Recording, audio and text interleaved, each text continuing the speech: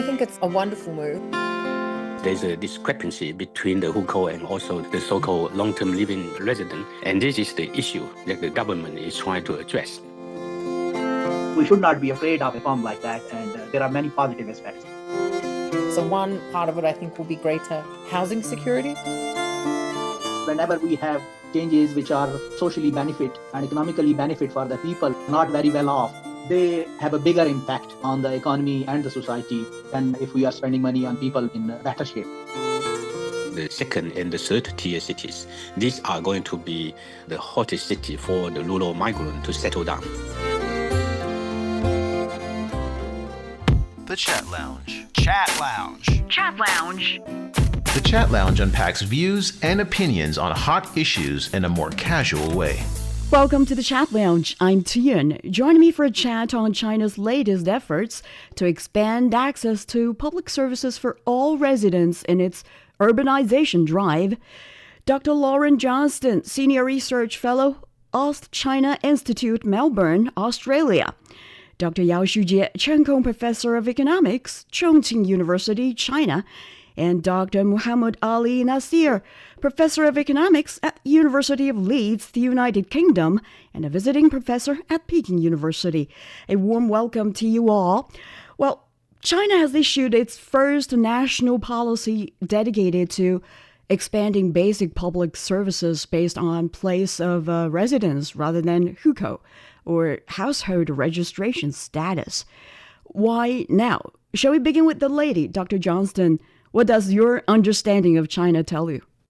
I think it's a wonderful move. I think it's a move driven by both increased fairness, so to engage China's migrant workers more fairly and equally in the communities where they're working and living and contributing, and that by increasing their access to local public services, to pension kind of systems and so on, that will also enable them to, at least theoretically, spend a higher share of their income, because the marginal propensity to consume an extra renminbi is higher for migrant workers. So sort of freeing them up from that pressure of having to save to pay for those things will also be good for China's economy. So that's as a final note, an increasing share of China's migrant workers now work in the care sector. So they're taking care of the elderly, they're taking care of the vulnerable, they're working in nursing homes and so on. And it's extremely important that those workers are healthy,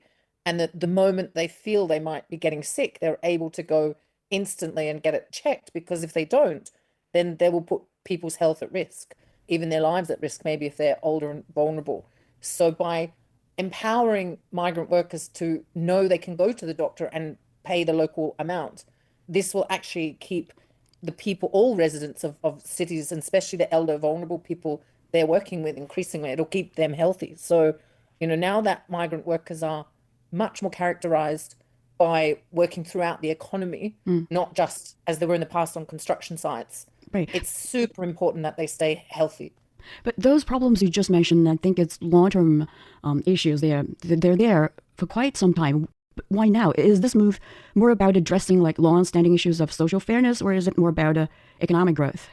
I think it's both of those things. Right. And I do believe that it's also about that aspect of the role that migrant workers played in the past, and the role they increasingly play now. So in the past, they were really in the construction sector and disproportionately male and quite physically separated from the local population.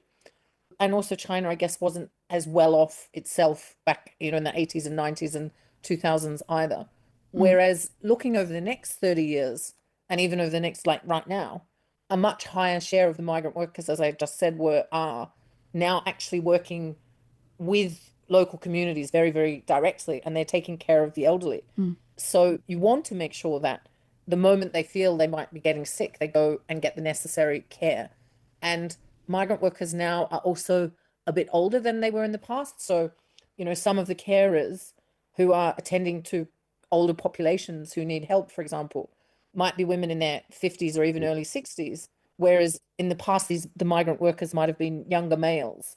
So, the migrant workers themselves, just as older people, might need more access to know they're investing in the pension system and that they're able to see a doctor just based on their own chronology, even their own age. But I really think one of the key things is that they're increasingly working with the elderly and they're increasingly old themselves. So both of those things require an assurance that people will see the doctor so that everybody stays healthy and everyone ultimately has access to sufficient pension. And if there's not those incentives, migrant workers maybe won't even bother like they did in the past. So and that would mean that elderly people in cities don't get looked after, and that would just be a lose-lose. You think this is a right timing? It's not too late, right? I don't think it could have been done at any point in time. It's just a question of trade-offs. All right. There is another aspect now that it will help to foster some extra consumption growth. So, there might be some pressure on growth from external sources, from domestic stress.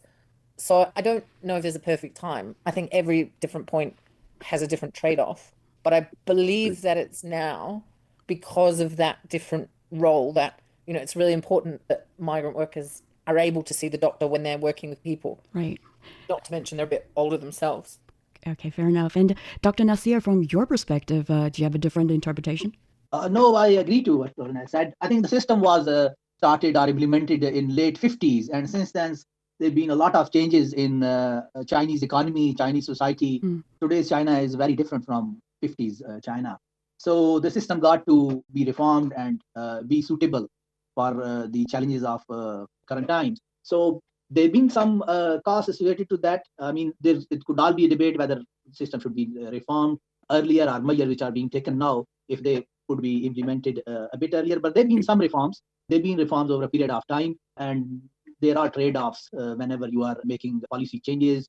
When you implement a new policy or bring some reforms, then we don't know what would be the implication and consequences. There would be a large influx of migrants from urban to rural to urban areas and how we would deal with them. So a cautious approach has been taken. But there is no doubt that these measures and these reforms which are announced recently, they are very much needed. And I think they came on the right time. And we could hope that they will support the economy, and that would also address some of social problem as well as economic problems. Right. China's urbanization rate is approaching some 68%, but millions of people have spent years or even decades living in cities without fully becoming part of them, as you've all mentioned. And there are obviously a lot of problems. So, Dr. Yao, what has been the highest cost of this disconnect? Yeah, the migration issue is coupled with the Hukou registration issue. And in the Chinese urban sector, there are two kinds of residency. One is the registered Hukou, which probably is about 50% or even less. And the people who are living and working in the city, including the registered Hukou, is 68%, as you mentioned, which is very high already. But underneath this, there's a discrepancy between the Hukou and also the so-called long-term living resident. The discrepancy is probably a few hundred millions. And this is the issue that the government is trying to address. There are two major issues here. The first issue is you quickly allow all the migrants to settle down in the city. And the system, the social service system, has been established just mainly for the registered Hukou and to some extent the floating population also. But the floating population doesn't have the automatic right to enjoy all the full benefit of public services as their counterpart who have the Hukou. And this is going to generate an issue in the longer term. I mean, in the past, it's already have some problem, but this problem is unavoidable because China started from a very basic agrarian society to now a very urbanized society. And over the last 4 decades or so, the government have kept this registration because they are not sure whether the floating population could have a permanent working position and have a living standard that is as good as they desire. So some rural migrants, they actually would like to go back to their countryside if they couldn't find a way to live in the urban area comfortably. But over time, this issue has become less a problem. I think it's more like the policy issue nowadays. So the reform at this stage to increase the public services, to include the people who live there without registration, It's a right timing, I think, or it's probably overdue to some extent. And why would they do that? It's because they want the people from the countryside to more or less settle down in the cities rather than going forward and backward. Which, if you go to the countryside and have some investigation, you'll find out that lots of floating population, they are actually struggle with two problems for investment and consumption and settle down of family. They don't know whether they should settle down in the city because they are not sure whether they have a permanent position and also have the equal right as their registered counterpart. So this is one uncertainty. But they don't wish to go back to the countryside because where there's a very difficult situation to find a desirable job and for education of their children. So they are struggle with this dilemma. How to deal with this dilemma, I think, is not a very simple solution to it. By providing the public services is just one of the many considerations for the floating population. But this is, I think, is a positive step forward. But it is a very big challenge to implement for the future. And I hope that the policy reform is not just focusing on the public services. It have to focus on education, on housing, medical care, and also pension, just like my colleague just mentioned. And especially the first and the second generation of the rural migrant, they are getting old.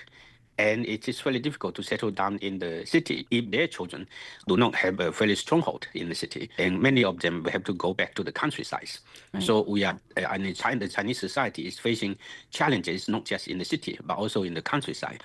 How to deal with the elderly in the countryside and vitalize the productivity of the countryside and the nearby small town and city is another challenge. Yeah, I think education and healthcare and elderly care are all part of public services, right? Then, Dr. Yao, does this move signal a gradual move away from the Hukou as the key determinant of opportunity and social mobility in China? Yeah, with the government policy, there would be a very significant change, although the change can't be overnight. The change will be gradual. But suppose that we are a resident, suppose I'm a rural migrant living in a city such as Chongqing where I work. What do I think? What do I need? It's the most important thing is to get a piece of house, a flat, and then a school which is willing to take on my children. And also I can have a secure job. So I think the government have to consider all this. The alternative for me is that I go back to the countryside, I still have a piece of land, and I also have house in my hometown. But my resources are limited. So I have a difficult choice of how to invest in my hometown or invest in the city. And this is a problem constantly hustle millions of people of rural migrants. So what I suggest to the government is that you have to consider not only the city, but how the countryside. The land reform is a difficult issue. The resident reform in the countryside is also a difficult issue. We are actually facing a difficult problem. It's not entirely because the rural migrants are not willing to settle down in the urban area. It's that they are actually want to keep a safety network in the countryside. So I don't fully commit to the city because I think my hometown will provide the ultimate safety net. So this is a very difficult issue for the policymaker. And I think for a researcher like myself, I'm doing a lot of research on this area, and I haven't found a very good solution for it. So this is the issue that we are constantly asking ourselves. But I think the government to provide these public services to cover the rural migrant is certainly a positive step forward. And with this, then we will see how the rural migrant is going to react to these kinds of policy actions. The Chat Lounge. The Chat Lounge unpacks views and opinions on hot issues in a more casual way. Let's now take a look at what is actually changing. As a matter of fact, many cities in China have already offered some points-based residence or residence permits, public school access, and subsidized housing for migrant workers. What makes this round of reform different, and which changes could have the greatest impact on people's daily lives? Dr. Johnston? As I understand it, which is not someone that's really deeply tracked the changes in migrant worker rights over time, as I understand it, the government will be investing in more secure housing options so that it's easier for people who don't have a local hukou to get access to long-term housing. So that might mean like a public rental or otherwise. But so, for example, on that point of them being able to settle their lives, as Shujie was saying, and to choose to settle, to know that, in a year and 2 years, they're still going to be able to afford and have the right to live where they're actually living at that moment. So one part of it, I think, will be greater housing security. And then perhaps some urban environments have partly subsidized or offered more rights. And they've spoken about, some migrant workers getting more access here and there and their children being able to go to local schools. One gets the impression that this is really the sort of final movement in that direction. So that there's really no more difference, or there's no longer any sort of considered difference between the child of a migrant worker and the child of a local Hukou holder when it comes to being accepted into a school, that there just can be no discrepancy in what the probability of access now is, at least officially. And then same again with seeing the doctor and so on, that just any legacy preferences, as I understand it, now those legacy preferences, will need to be kind of eliminated, that it's really a much more level playing field for people to access the social security. Now, of course, that requires migrant workers to be employed and stable and residents in the city. It's not that it's changing so anyone can move to Beijing or Shanghai and see the doctor. It's just if you've moved there, you've got a job, and these changes will give certainty to those people to know that for as long as they are in that position, they will have a home, that they won't be kicked out of once, these new investments in housing and long-term living go in, and that they will be able to go and see the doctor when they need to do it without any. So I just think it's a sort of a icing on a cake of changes that have been made slowly over time. It's not totally changing the Hukou system, because Hukou will still exist. Right. It sort of reminds me a bit of Australia. Like when people move to Australia to work, once they're working in the system, they have as much right to go to the doctor as an Australian citizen does. And I feel like the changes are the equivalent around the Hukou. Once you're in the system, you're equally in the system. And I feel that that's what this change has done. It's finally leveled the field institutionally. And over time, the migrant workers will, be able to navigate that and so on. Let me just comment on Lauren's point. I think Lauren's point about the housing is certainly a very vital one. Housing is probably the primary concern and the most important concern. In terms of medical care, the Chinese hospitals are fully open. It's actually open to everyone.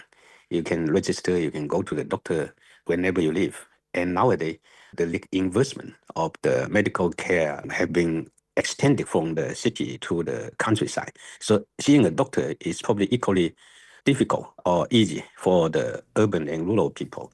But the problem in terms of medical care, the rural people may have to face a higher opportunity cost because they don't live in the city. So if someone is very ill, they go to the hospital and they have to travel up and down. So the cost is higher than the local resident in that sense, not necessarily that they cannot access to the doctor and medical care. So this is how we reform this is another issue. Yeah.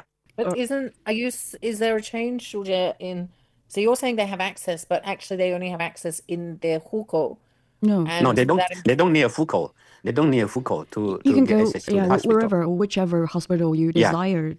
I think Shujie is saying that the hustle and bustle and the cost they have to spend on travel and like a residence living could be a big problem for those living in rural areas, right? For example, I just have a relative who is living in the countryside, and he got very sick, but he was able to be hospitalized in Guangzhou, which is about 500 kilometers away.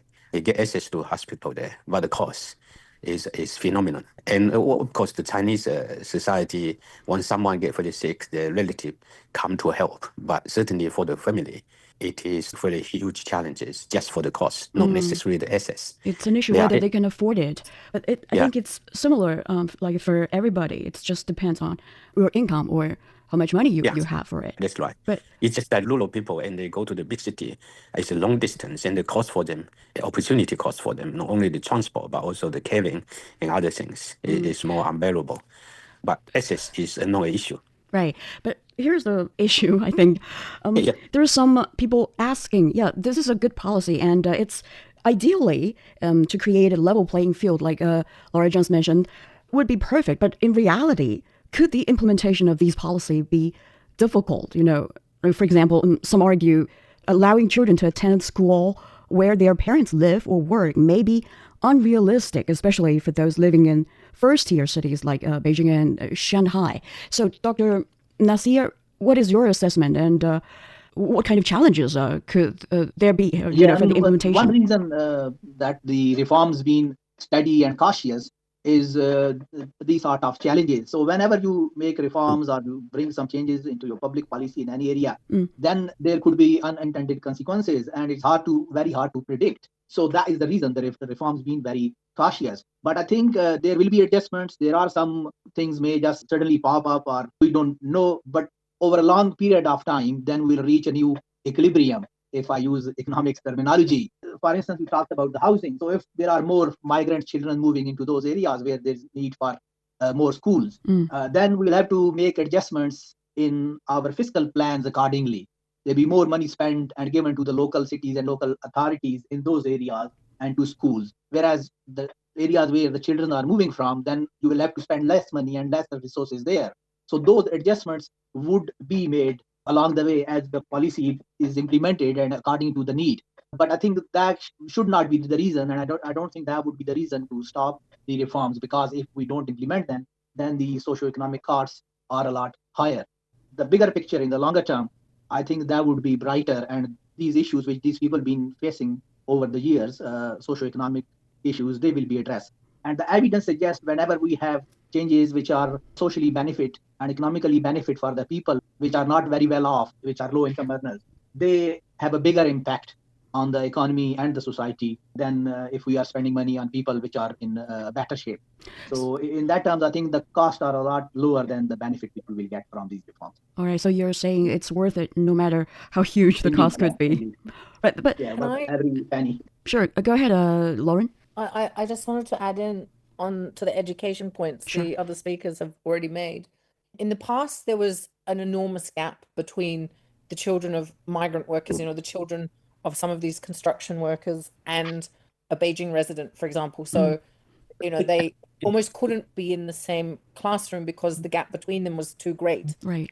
And I think one of the differences of the timing of these reforms and the insistence that migrant worker children can sit their Gaokao exam locally, which some places had already made that reform, or they can enroll in local schools, is that the increasing age of migrant workers actually means a lot of them don't have necessarily school age children. They have adult children or maybe, university age already or technical college age children already. So, if you have migrant workers in their 50s who are, women caring for people in their 80s and 90s, they're not going to be moving to the cities with kids anyway, let alone kids competing in primary school and high schools.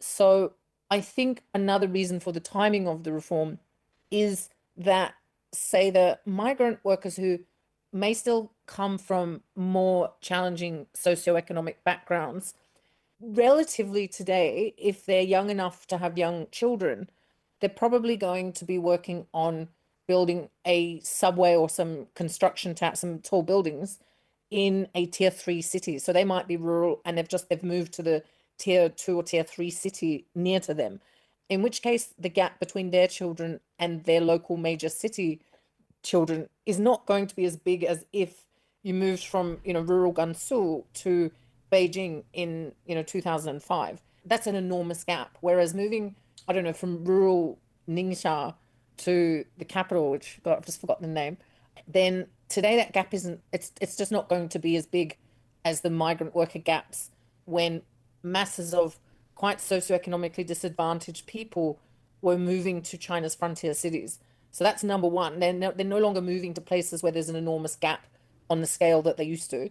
And number two is that today a lot of migrant workers don't have school-age children either. So I think that's another reason for the timing, right, and why some of the concerns of the past won't play out as much as they might have if these reforms had been done, say, in 2007 in Beijing's construction boom for the Olympics. You couldn't have done it then, but you maybe can do it today. So, Lauren, I think you were talking about Yinchuan, right? Is that the Yes, city? I was. Thank you. Right. And you mean that the reform now wouldn't create a too much burden for the education system in big cities like Beijing and Shanghai? Is that what you're trying to say? Or at least not compared to the past. Right. But both based on a smaller number of migrant workers bringing school-age children, like a smaller total share, and maybe the gap not being as great, and perhaps even that the government's promise to invest in affordable housing might be constructed alongside very good quality schools also. So I just think the scale of the gaps, based not that there aren't still big gaps in China in terms of education and so on, but that the average migrant movement is no longer from the sort of poorest areas to the richest areas on the scale that it was in the past. So the share of super disadvantaged children moving to frontier cities is much smaller than in the past. And a higher share of migrant workers now have much older children than they had then. So they're not even necessarily trying to compete in that same local slipstream. So I think the conditions have changed, and that makes it a good time as well compared to what it would have been 20 years ago. Then what other challenges might cities face as China pushes ahead with this deeper phase of urbanization? We'll find out after the break. This is the Chat Lounge. Sideline Story brings you all things sports related. The hottest topics, latest events, juiciest stories, all with a very personal take. Subscribe to Sideline Story Podcast for heated sports discussions covering events that are happening in China and around the world. Welcome back to the Chat Lounge. We continue our chat on China's latest efforts to expand access to public services for all residents in its urbanization drive.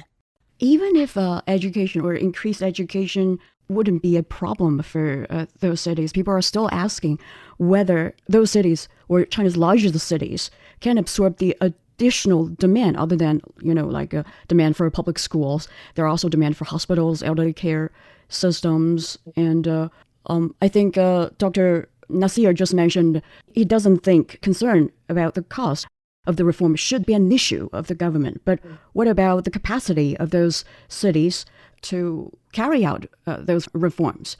Shujie, do you think there will be such concerns? Yeah, we have to look at the city-by-city situation.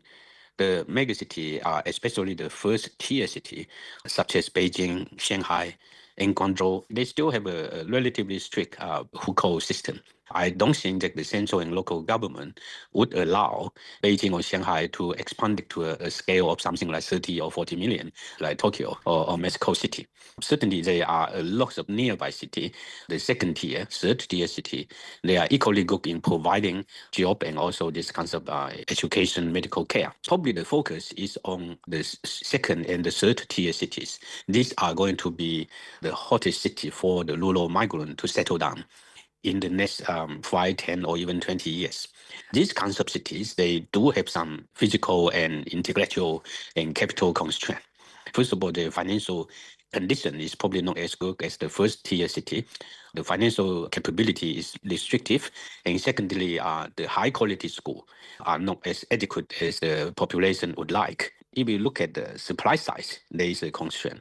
If we look at the demand side, there is more complicated. Families, regardless whether they are the registered or the Hukou population or they are the rural migrants, they are chasing for the highest quality school. And this is the most difficult and frustrating problem that I, living in the city, talking with lots of family they are facing. They spend a lot of money trying for their children to be educated so they can move to a better or desirable school. These kinds of quality discrepancy and the kinds of education selection system, including the job market selection system, is causing a lot of problem.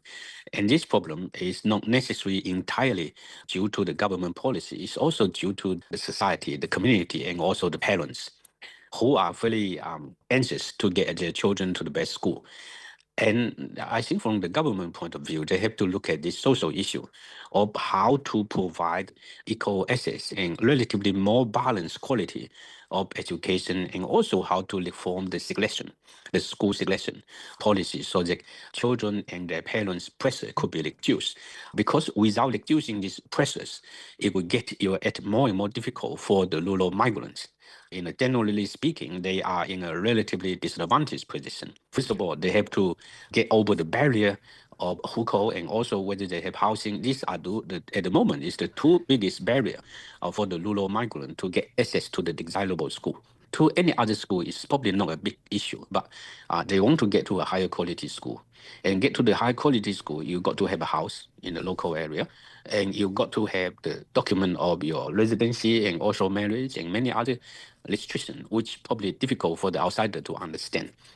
So I think the government sincerely not only just provide these social services, but they also have to look at these kinds of critical, very detailed barriers that are facing the disadvantaged group, in this case, the migrants that we are talking about. Without resolving this problem by providing the general services, it's only one issue. This, right at the beginning, I say, this is a positive step forward, but there are many other things to be done. And this is the case that I want to raise at this point. Yeah, I think we all agree on the necessity of this this kind of reform. But what about, the feasibility, right? To carry out the reform, the central and maybe the local governments, also local governments, will have to spend a lot of extra money on this. The question is, will the central and the local governments be able to afford it? Dr. Nasir, what's your take? Yes, I think they'll be able to afford it. So answer is yes. And the money would be spent on Chinese people. And if we look at the 5 years plan and the philosophy of the Chinese government, there's a lot of focus on the quality development and improving the quality of lives of Chinese people. So this would be money very well spent. And I think the Chinese government, whether they're central or local, is a lot better shape in, I think, a lot of European governments in terms of their public finances. So I think that is there. And also, if you are spending money where it is more needed, then you have higher return.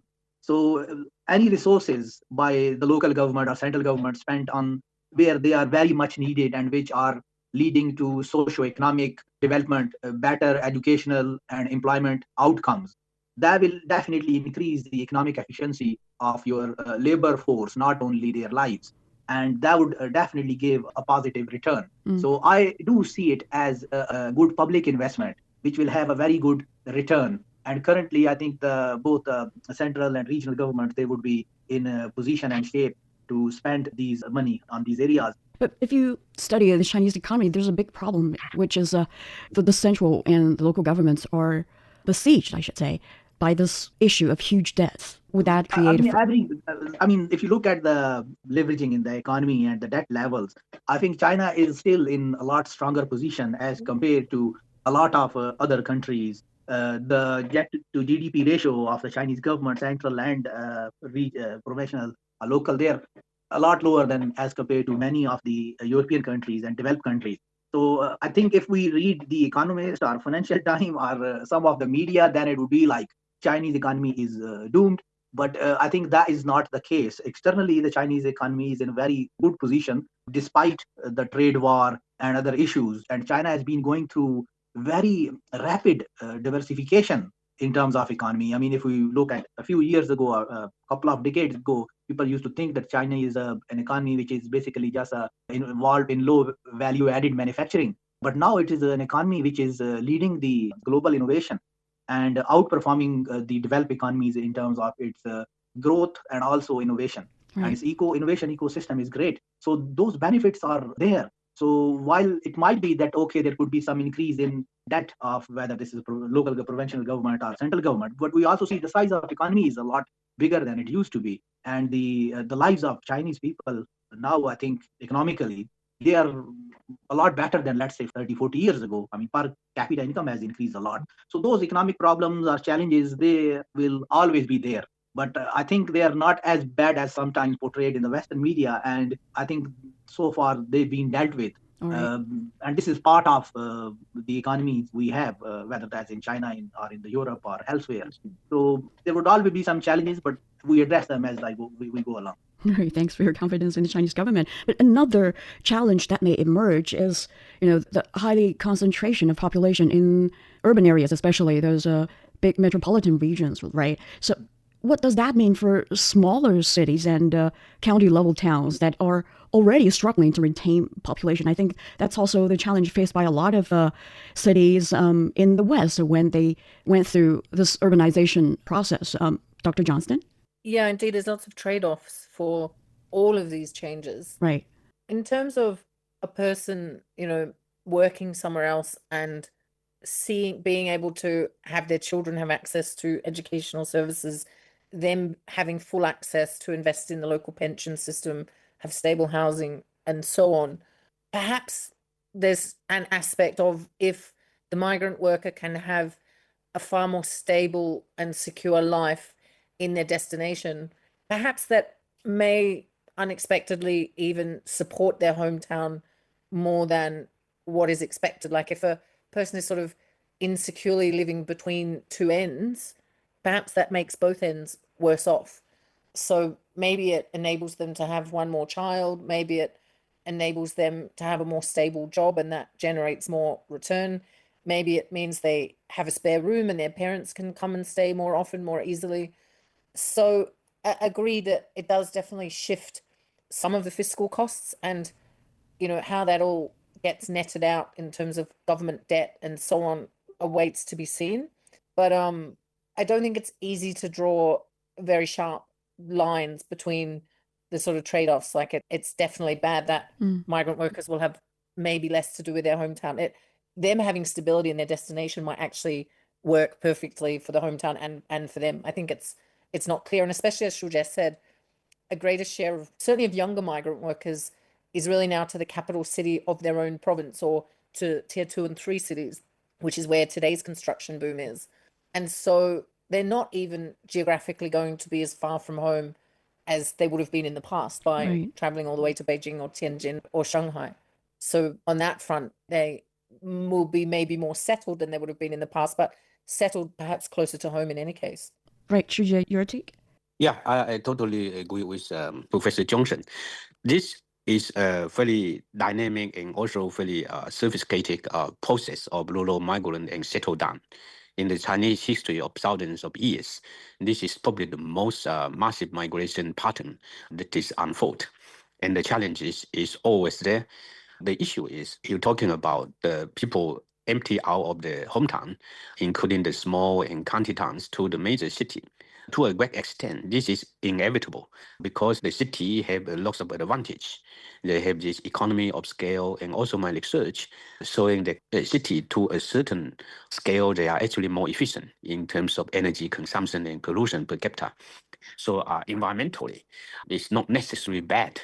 Another issue is that the Chinese still have a huge population living in the countryside, but China is highly constrained by the available land. So if you want to focus on agriculture and a family just have a small piece of land, it's really unaffordable for them to have a decent life. So in my view, I think there should be more and more people living into the town and city. And in the countryside, there will be more land available for each household or person who choose to live behind. We have this 40 years of reform, and this problem is still not very clear. There are lots of dilemma, I think, because of the uncertainty of rural migrants living in the city. They are not sure whether they can have a permanent, comfortable life for themselves and also for their children. But this is about the first and the second generation of the rural people. And for their offspring, now we are talking about the third or even the fourth generations. They are getting more and more educated, and their capacity of finding a job in the city is improving compared to their parents. Now, I come from a village. I have lots of friends and relatives. They, at my age, they find it very difficult to settle down in the city, but their children get educated, they automatically settle down in the city. So there is a huge generation differences. And in the longer term, you have to plan ahead a work stage. After the first and second generation of the rural people, they pass away, their children, what's the probability of coming back to the countryside? And the government should design the kinds of policy to guide and facilitate these kinds of migration. And this is probably exactly the challenges that the government is facing. And this probably reflects why this policy is just blowing out. They provide the services, economy, housing, public housing to attract the people who they wish to attract. They are relatively young, they can settle down in the city, and they can go to the factory or the construction sites, to create economic activity and output rather than traveling down and up and lose their productivity. So this is a complicated kinds of policy sequences. Today, they're talking about providing services. Maybe next year or the year after, they will have to talk about how to settle down the people in the small town and city. Now, countryside villages, they tend to move into the town. So the residents from the town, the cities, they want to move to a bigger city. The question of whether this kind of trend is one directional is still not very certain. You have a dynamic movement of people. Maybe in the short term, you will see that the villages and townships are empty. But in the longer term, who knows? In the West, for example, lots of megacities such as London or New York, people initially they come back to the city because here you have jobs. But later on, they found out the city center is overcrowded. The air is not as good as in the countryside. So they move to the suburban area or even the nearby cities. And the movement of people moving back forward in China is already taking place to some extent. This concept, the so-called backward movement of population, is facilitated by the modern transportation system. In the past, a village in the eastern Guangdong, for example, to Guangdong City, it takes the whole day, it's just 400 kilometers. Nowadays, it takes 3 hours. And with the aviation from Guangdong, let's say, to Hunan or to Hubei, the high-speed train, and also the air transport, people, they settle down even in a different province to see their parents and relatives. So this kind of cross-province settle down is not as a big issue as we see in the, let's say, even just 20 years ago. The Chat Lounge. The Chat Lounge unpacks views and opinions on hot issues in a more casual way.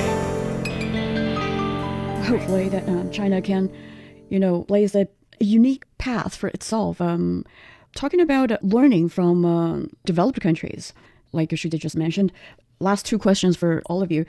During this in-depth urbanization process, what can China learn from the experiences of industrialized countries, be it in Australia, Britain, or Germany, which is often cited as a country that avoided extreme superstar city concentration, where economic activity is distributed across multiple strong cities like Munich, Hamburg, Frankfurt, or Berlin, right? And according to Shujie, Japan is definitely not a model for China to follow, right? It's a no-no to the Tokyo mode. So, Dr. Nasir, shall we begin with you? What do you think China can learn from Western experiences then? I mean, there's always something to learn from your peers and other countries. In a sense, every country is unique. Right. China is very different from European and other countries in various ways in terms of history, culture, and also its sheer size. But there are things which we could learn on. If you look at, for instance, UK is basically a United Kingdom. So there's Wales, Scotland, Northern Ireland, England. In terms of managing the flow of population from one part to another part of the country, there are always challenges which are related to socio-economic policy, your housing policy, your urban policy, diverting the resources. So, for instance, in the case of UK, now Scotland, the Northern Ireland, they contribute less to the public finances than they withdraw from it. So they are not the net contributors. But those parts of UK, the population is lower and they are not that much industrialized. The core of economic activity is London. So London makes a big contribution to the national economy. So then there are transferred to those parts of the country, and governments have established many public government offices there to create employment opportunities. Or more recently, the Bank of England, they've been operating in London for centuries, and they have some presence in Leeds, where I'm based, which is about 200 miles north of London. They are expanding, moving part of their operations to these cities. So these sort of things could be done. In terms of European experience, when we had a unification of Germany, that was a very big challenge in Germany.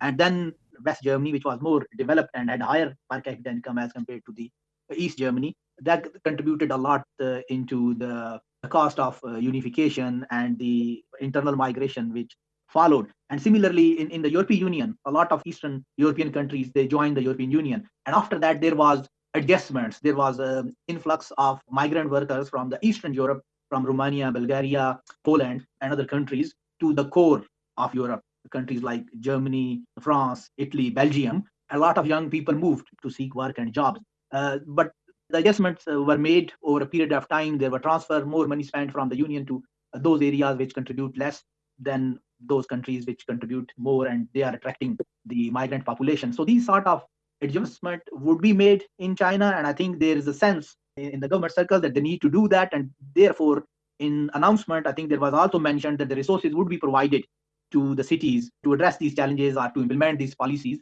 effectively. So I think they will deal well with it, and there are a few things they could learn from the Western countries. And I think they, as one of colleagues earlier mentioned, that it won't be that or everybody will move to the big cities after these reforms. A lot of people prefer to live in the smaller cities, like myself. I'm a lot happier than living in Leeds than in London or any big cities. Right. The quality of life is better here, and I think a lot of things are a lot cheaper. So yeah, we should not be afraid of, I think, reforms like that. And there are many positive aspects. Okay, thanks for that. And Lauren, any Australian experiences to share with China? Sure. Actually, I'm in probably the very unusual situation of having a British passport, an Australian passport, Right. and German permanent residence. So I've lived in all three of those countries as well as China, so I can compare all four from great. very direct experience. One thing I will say about Australia's healthcare that perhaps China can learn from, because Australia's healthcare is disproportionately public. There's a layer of private healthcare for non-emergency services and sort of non-GP type services. But all Australian citizens, and I guess say the equivalent of registered migrant workers who are not Australian citizens, have the right to get what's called a Medicare card. And the Medicare card links to some central database. So there is a centralized amount of information, but it's just the sort of frame. So if you're on an expensive prescription, that information is in there, and whatever else. I don't know everything in what goes in that database. But with this Medicare card, if I'm in Brisbane and I need to see a doctor, or I'm in Perth, which is, 5 hours by plane from Melbourne, I'm allowed to take that card and I can go and see a doctor there. And if you have a sort of low income card, you can see the doctor for free. And if you're working, then you pay a small supplement. But the actual card is valid all over the country. And the emergency services at major hospitals is available to everyone, whether they're a citizen or not. That's just available if you need help. But this system of Medicare card provides amazing flexibility of movement and insurance that no matter where you are in Australia, and if you're a foreigner or a local, you can take this card and see any GP. And it's not that it's, like excessive, GPs don't just randomly see people, but it's an extremely fluid and accessible system that everyone pays into while they're working. So I actually think it's not a bad model for China. And I agree with what you say about Germany being less geographically centered on a couple of cities, say the way, the UK is. And it's definitely different living in a country that is more dispersed, like very, very different to living in England, which is so much more London centric, or to some extent even Australia, which is very sort of Sydney, Melbourne, Brisbane centric. Right. And in Germany, it's like Berlin is this big city, but it's never ever felt like a really stressed big city. And then if you visit Frankfurt from there, it's the sort of London or New York or Shanghai in terms of finance. But honestly, it also feels a bit like a village. And so I agree that there are benefits to that, because it does diminish housing pressure. It does give people a bit more fluidity, and it sort of takes the stress out of living really intense environment. And also it takes the elitism away. Like in China, you have this stress, or even to some extent in England, everyone wants to go to Oxford and Cambridge and Beida and, Tsinghua. So I think one of the greatest things about the German system is that their university system is a bit less elitist, which doesn't mean it's not quality. It's just less elitist. So if you go to university, in Dusseldorf, or if you go in Frankfurt, or if you go in Tübingen or in Berlin, there may be some cachet for some universities, but it's not that great. And I think that really makes life far more comfortable for young people, is knowing that they don't have to kill themselves to go to Harvard or to Tsinghua. That actually all they need to do is really do well enough to show they understand everything. And if they can show they understand everything, then they can go to a university that teaches engineering, and they can come out knowing everything they need to know to be an engineer. So the focus in education in Germany is much more on actually being trained to do what you're supposed to be doing. It's not on the fancy brand. It's not on the elitism. It's not on being better than anyone else. It's about becoming a good engineer or a good doctor. And I think actually that is something that not just China, but, England or wherever, they can also learn that as well. And that would take a lot of the pressure out of aspects of Chinese society, that sort of race to get to the best university or so on. But that may be not something that, the policymakers would desire, because China doesn't want to lose the edge, right? Or competitiveness. Well, it depends if you lose the edge or not. You might gain an edge. Right. Like everyone working super hard to go to one or two universities isn't necessarily strictly a source of edge. All right. I totally agree. Okay. I think the Medicare card mode is something that China is trying to adopt, right? I love it. I really can't recommend it enough. Yeah. I love it. I love having a Medicare card. Even all the time I've been overseas, I've just always loved knowing that I have access to a Medicare card if I go home. Sure. Then to Shujie, which country offers the closest maybe parallel for China in this regard? Every country offers something that China could learn from. Sure. Whether it is the German model, the UK model, or even the Japanese model. The question is that you have to look at the Chinese culture and history, and also even the social political system. There are some speciality which is really difficult to totally copy from one country, but certainly China could learn, including the housing policy, the Medicare, and also the education, elitism. This could be learned, and the trade-off have to be well balanced. Now, the issue that my colleagues, Lawrence and Adia, just mentioned, I think they are very good point. China, the medical care, actually, Lawrence, there are some good news. The Chinese do have a medical car, this medical insurance car. For example, somebody from the village, they go to Guangzhou or to Beijing. Beijing, I'm not sure, but in the same province, they could get reimbursed for the medical care, whether it is 50% or 60%, which immediately reduces pressure. The difficulty, as I mentioned, and I hope the so-called investment in the people promoted by the central government recently should focus on how education and medical care could be further reformed, including housing, including migration policy, and so on and so forth. So the people's pressure could be reduced, and also the energy of the people could be equally exploited to the benefit of the society. China, why it is so everybody raised to the big city is because of the unevenness of distribution of education and medical care, precisely because of that. And that actually drive the house price rocketing high, and the house price differences between the cities is so huge that I never see in Western Europe or in other parts of the maybe in the developing country, I don't have much to comment, but certainly compared to Europe. Even London is fairly expensive, but London house price is maximum 2 times or 3 times the price in the Lake Mo town. But in China, it could be 10 times, even 15 times, because you have a higher education system. The best institutions are located in the mega cities.